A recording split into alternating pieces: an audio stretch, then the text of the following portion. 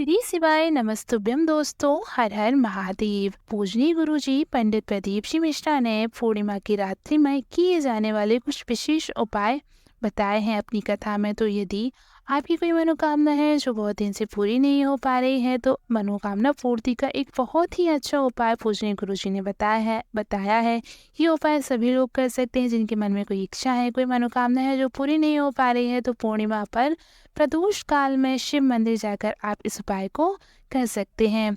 और इसके अलावा यदि कोई दमे श्वास की कोई बीमारी आपको है जिसमें आराम नहीं मिल पा रहा है और बार बार ये बीमारी भयंकर रूप ले लेती है, बढ़ जाती है, परेशान हो जाते हैं, तो इसके लिए भी पूजनीय गुरुजी ने एक उपाय बताया, वो भी आप कर सकते हैं।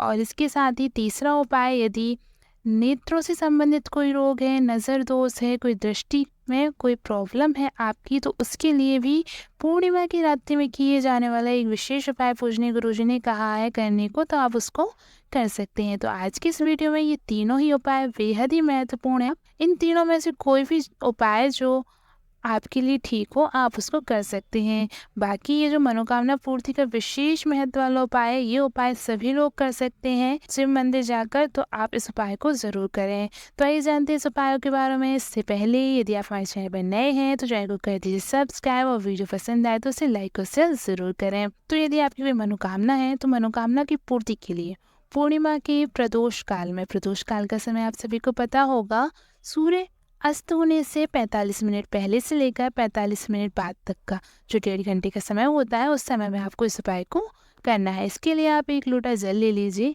एक कलश आप तांबे का ले लीजिए और उसमें अपने घर से ही जल भर लीजिए, और इसी कलश में आप 5 बेलपत्र डाल लीजिए, और इसके साथ ही आप एक कमलगट्टा भी उस कलश में डाल लें। और बस इतनी सामग्री लेकर के आपको किसी भी शिव मंदिर जो आपके नज़दीक में हो, उस शिव मंदिर में जाकर के आपको जल समेत ये सारी सामग्री धीरे धीरे से चंद्रेश्वर महादेव के नाम से समर्पित कर देनी है। पूजनीय गुरुजी ने कहा, मात्र इस एक उपाय को पूर्णिमा पर प्रदोष काल में कर लेने से अगली पूर्णिमा आने से पहले ही आपकी मनोकामना पूरी हो जाती है।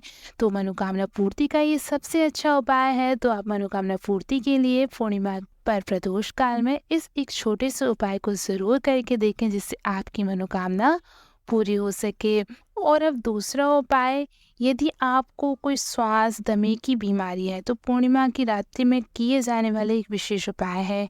श्वास, दमा, अस्थमा जैसी बीमारियों के लिए ये उपाय सबसे ज़्यादा कारगर है। और वैसे यदि आपको कोई भी बीमारी है, छोटी से छोटी बीमारी भी यदि आपको बार बार हो जाती है, आपका बच्चा बार बार बीमार हो जाता है, तो उसके लिए भी आप इस उपाय को कर सकते हैं।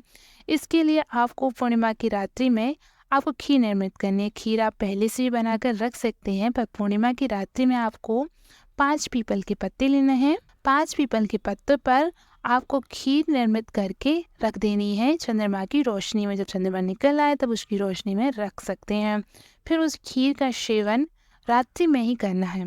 यदि श्वास दमे की बीमारी है, या फिर आपको कोई छोटी मोटी बीमारी जैसे हो जाती है, या जैसे सर्दी जुकाम जैसी बीमारी बार बार हो जाती है, बार बार बुखार आ जाता है, तो इन बीमारी के लिए आप इस उपाय को करके देख सकते हैं। पूर्णिमा की रात्रि में खीर का विशेष महत्व होता है। चंद्रमा की किरणें जब खीर पर पड़ती हैं तो वह खीर अमृत के समान हो जाती है और वह औषधि का कार्य करने लगती है। इसीलिए चंद्रमा की रोशनी में रखी हुई खीर खाने से बीमारियों में राहत मिलती है। तो आप इस उपाय को भी करके देख सकते हैं। और इसके अलावा तीसरा उपाय पूजनीय गुरुजी ने नज़र दोष के लिए बताया था। यदि दृष्टि में कोई समस्या है, नेत्रों में कोई रोग हो गया है, या चश्मे आंखों पर लगे हुए हैं, आपके बच्चे की आंखों पर चश्मा लगा हुआ है, तो उसके लिए भी आप इस उपाय को कर सकते हैं। इसके लिए आपको एक पीपल का पत्ता लेना है और उस पर खीर को रखकर चंद्रमा की रोशनी में रखना है। चंद्रमा की रोशनी में खीर को रख दीजिए।